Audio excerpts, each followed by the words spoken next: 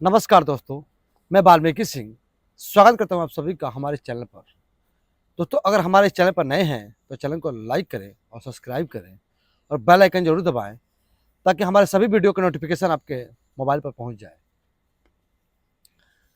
दोस्तों, आज की जो सच्ची घटना है वो जम्मू कश्मीर के कठुआ के घटना है, जहां पर एक 8 साल की लड़की के साथ गैंग रेप हुआ और बेहद ही दर्दनाक तरीके से उसकी मौत की गई।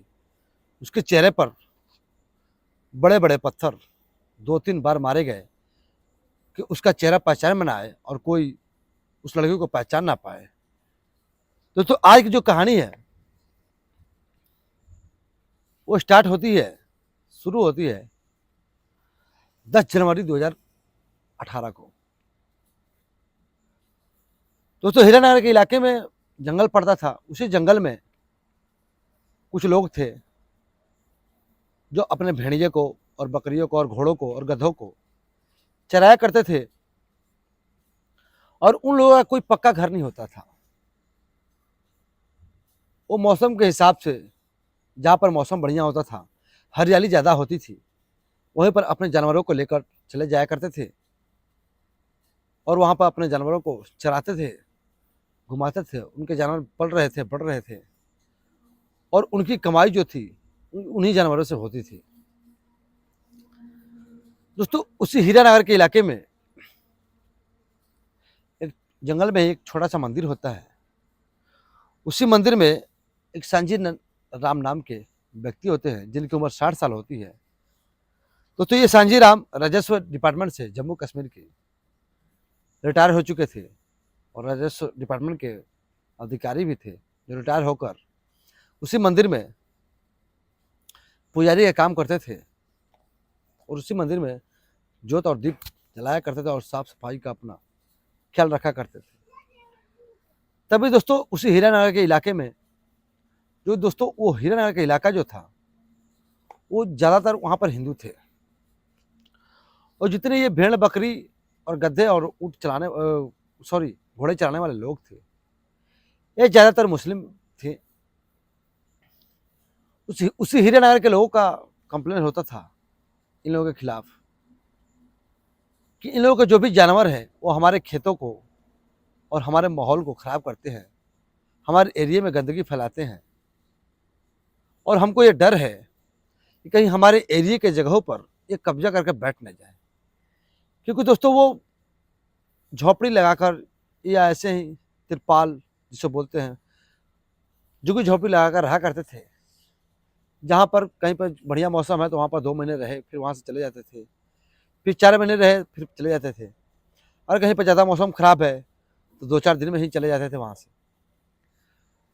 दोस्तों, वहाँ हीरानगर में मौसम बढ़िया होता है, फिर ये लोग ज़्यादा टाइम वहाँ पर रहते हैं। फिर वहाँ के जो भी लोकल लोग थे उन लोगों को इनको देखकर बहुत जलन और परेशानी होने लगती है और वो सोचते हैं कि ये कहीं हमारे इलाके पर कब्जा ना कर दे, हमारे जगह पर, हमारे ज़मीन पर और हमारे एरिया के जंगल पर ये कब्जा करके ना बैठ जाए। इनको भगाने का कोई उपाय किया जाए। तभी दोस्तों, वहाँ के जो भी लोकल लोग हैं वो पूजा करने के लिए उसी जंगल के छोटे से मंदिर में जाया करते थे, जहाँ पर सांझी राम पुजारी थे। पुजारी के बातों में बात पहुँचती है कानों में। उसके बाद पुजारी अपना दिमाग लगाते हैं और सोचते हैं कि इनको अगर डराया धमकाया जाए तो शायद ये इलाका छोड़कर भाग जाए। दोस्तों, तभी पुजारी के दिमाग में शैतानी ख्याल आते हैं, शैतानी दिमाग आती है। थे तो वो पुजारी, मगर उनके दिमाग में बहुत शैतानी ख्याल आ जाती है। वो उन्हीं जो लोग थे जो भेड़ बकरियाँ चराया करते थे, उन्हीं लोगों के साथ में उनका पूरा फैमिली होता था दोस्तों, बीवी बच्चे माता पिता सब होते थे। तभी सांझी राम की नज़र पड़ती है उन्हीं के टीम के एक बच्ची पर जिसका नाम था आसिफा, जिसकी उम्र सिर्फ 8 साल थी। सांझी राम के दिमाग में आता है कि क्यों ना इस आसिफा को उठाकर और मारकर फेंक दिया जाए ताकि इन लोगों में डर फैल जाए, कि हाँ यहाँ पर हमारी जान को खतरा है, यहाँ से जल्दी भागो। दोस्तों सांझीराम अपने एक भतीजे को बुलाता है, अपने भाई के बेटे को, अपने दिमाग में उसके आने के बाद, और अपने भतीजे को बोलता है कि जो ये वो लड़की दिख रही है जो बकरियां और भेड़ चलाया करती है, उसको किसी तरह बातों में उलझाकर अपने पास ले आओ, किसी को पता ना चले, कोई देख ना पाए।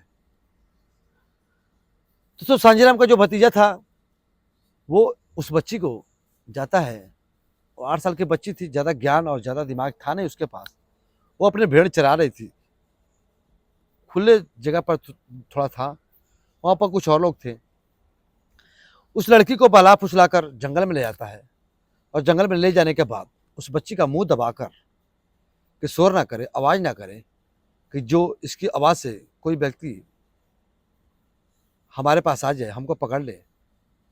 इसी वजह से उस बच्ची का जुबान दबाकर, मुंह दबाकर किडनैप कर लेता है वहाँ से, और सांझीराम के पास ले आता है। वही मंदिर के पीछे एक कमरा था जिसमें सांझीराम रहा करता था,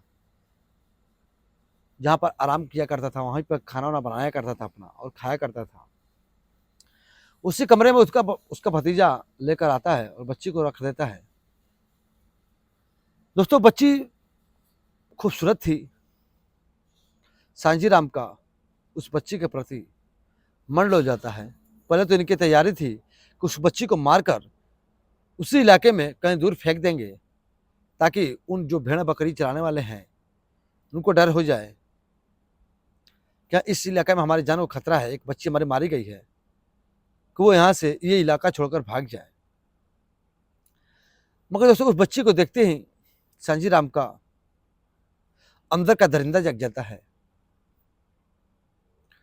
और सांझीराम उस बच्ची के साथ रेप कर देता है। रेप करने के बाद सांझीराम अपने भतीजों को भी बोलता है कि तुमको भी अगर करना है तो कर लो। दोस्तों फिर ये भतीजे और सांझीराम दोनों बारी बारी रेप करते हैं। तभी दोस्तों उसी हीरानगर इलाके में ही एक व्यक्ति था जो उसी इलाके में पुलिस में था, और वहीं पे हीरानगर में ही थाने में पोस्टिंग थी उसकी, अपने इलाके में ही।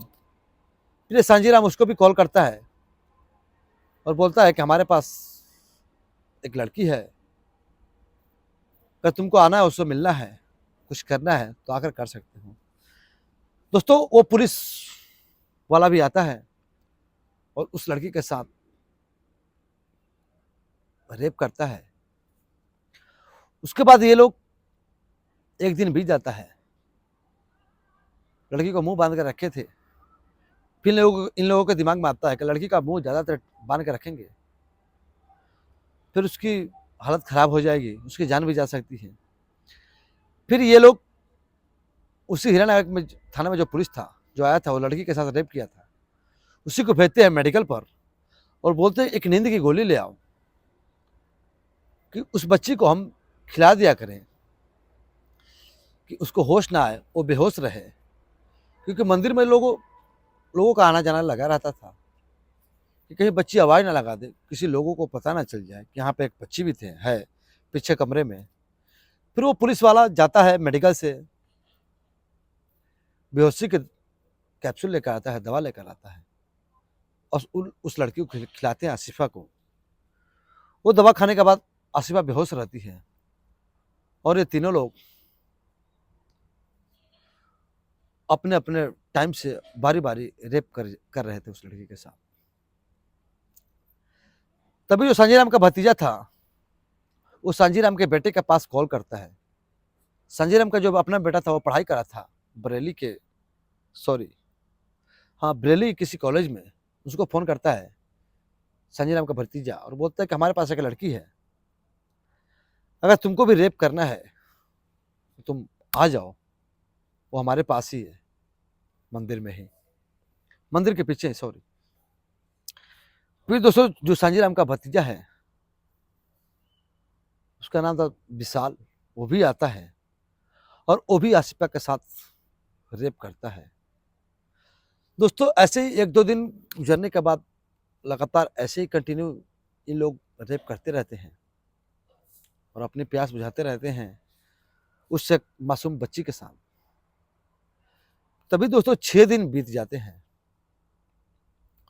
उस लड़की की हालत बहुत खराब हो गई थी। ये लोग उसको खाना भी नहीं दे रहे थे, पानी भी नहीं दे रहे थे।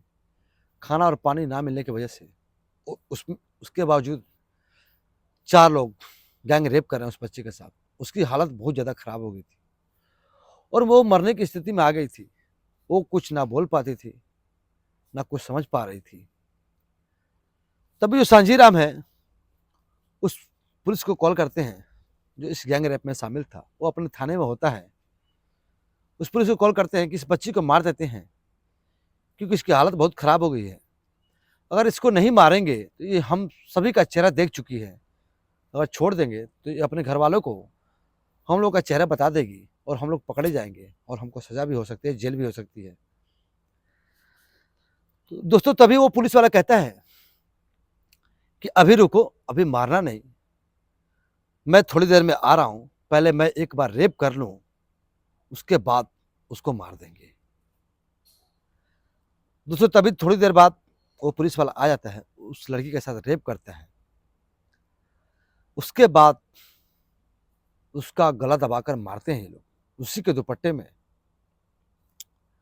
बच्ची मर जाती है और मरने के बाद उसकी पहचान ना हो सके, इसको छिपाने के लिए उन लोगों ने बड़ा सा पत्थर उसके चेहरे पर 2-3 बार मारते हैं ताकि उसके चेहरे का जो साइज और बनावट है वो बिगड़ जाए, कि किसी को पहचान ना आए कि ये आसिफा है कि और कोई है।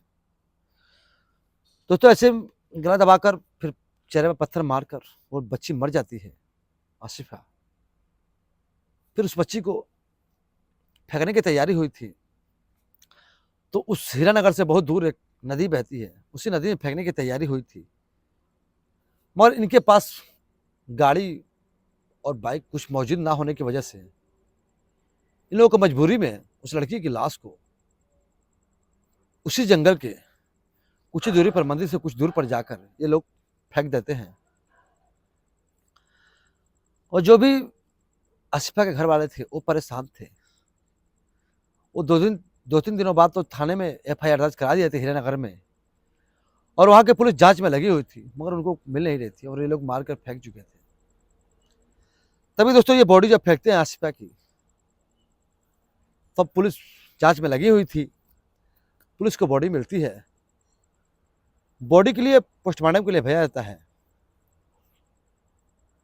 पोस्टमार्टम करके जब बॉडी आती है, आसिफा के घर वाले पहचान गए थे कि हाँ ये हमारी बेटी है। दोस्तों उस बच्ची का कमर का और रीढ़ का भी हड्डी तोड़ दिया गया था सांजीराम और उस पुलिस के द्वारा, और सांजीराम के बेटे के द्वारा और भतीजे के द्वारा, ताकि किसी को लगे कि इस लड़की के ऊपर किसी जानवर ने अटैक किया है। दोस्तों जो भालू होते हैं या शेर चीता होते हैं, ये जब अटैक करते हैं तो इनका जो अटैक होता है बहुत गंभीर होता है, बहुत ताकतवर होता है। इनका अटैक करने के बाद इंसान की जो भी हड्डियां हैं वो भी टूट जाती हैं। तो ये लोग गुमराह करने के लिए लोगों को या पुलिस को उसके रीढ़ की हड्डी और कमर की हड्डी तोड़ देते हैं। उसके बाद पुलिस ले जाती है उसको पोस्टमार्टम में, पोस्टमार्टम करवाती है पुलिस। पोस्टमार्टम के बाद पता चलता है कि इस बच्ची को रीढ़ की हड्डी भी टूटी है, न कमर की हड्डी भी टूटी हुई है, और गला दबाकर मारा भी गया है, और इसके साथ गैंग रेप भी हुई है। दोस्तों पूरा जम्मू कश्मीर और पूरा हिंदुस्तान, धीरे धीरे जब बात मीडिया में आती है, पूरा देश हिल जाता है कि एक 8 साल के बच्ची के साथ इतनी दरिंदगी, गैंग रेप और पत्थरों से कुचल कर उसकी मौत, पूरे देश में आक्रोश फैल जाता है। और जम्मू कश्मीर के बड़े अधिकारी हीरानगर के अधिकारियों को आदेश देते हैं कि इस गैंग रेप में और मर्डर में जो भी व्यक्ति शामिल है उनको जल्द से जल्द अरेस्ट किया जाए और जेल में डाला जाए। तो तभी हीरानगर की पुलिस एक्शन में आती है। दोस्तों पहले हीरानगर की पुलिस इस मामले को दबा रही थी कि हमारे इलाका का मामला है और कोई भी हमारे इलाके का ही व्यक्ति हो सकता है, इसको दबा देते हैं ये किस बाहर ना जाए, मगर हीरानगर की पुलिस दबा नहीं पाती और ऊपर से आदेश आने के बाद हीरानगर पुलिस को, इंस्पेक्टर को वहाँ को बड़ा एक्शन लेना पड़ता है और इन सभी चारों आरोपियों को गिरफ्तार करके जेल में डालना पड़ता है। दोस्तों ये थी आज की 8 साल की मासूम आसिफा की गैंग रेप और मर्डर की कहानी। इस कहानी को दोस्तों सुनकर बहुत दुख लगा था। मुझे हिम्मत नहीं हो रही थी कि मैं आपको ये कहानी शेयर करूं या बताऊं,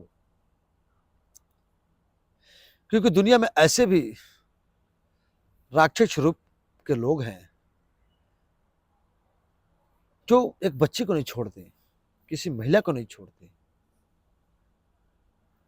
मैं सोचता था कि सिर्फ आपको ये कहानी बताऊं कि आगे से आप लोग भी सावधान रहें और अपने परिवार और अपने फैमिली और रिश्तेदारों का ध्यान रखें कि ऐसा दिन और ऐसा मौका किसी को देखना ना पड़े जो कि आसिफा के माता पिता पर गुजरी। दोस्तों इसी कहानी के साथ मैं आज्ञा लेना चाहता हूँ और अगली कहानी का आप इंतजार करिए। ऐसी कहानी आपको हम लेकर आते रहेंगे और आपको सावधान करते रहेंगे कि अपनों का और अपनों परिवार का और रिश्तेदारों का अपने आप ख्याल रखें कि किसी दुश्मन की नज़र आपके परिवार पर कोई डाल ना पाए। नमस्कार दोस्तों।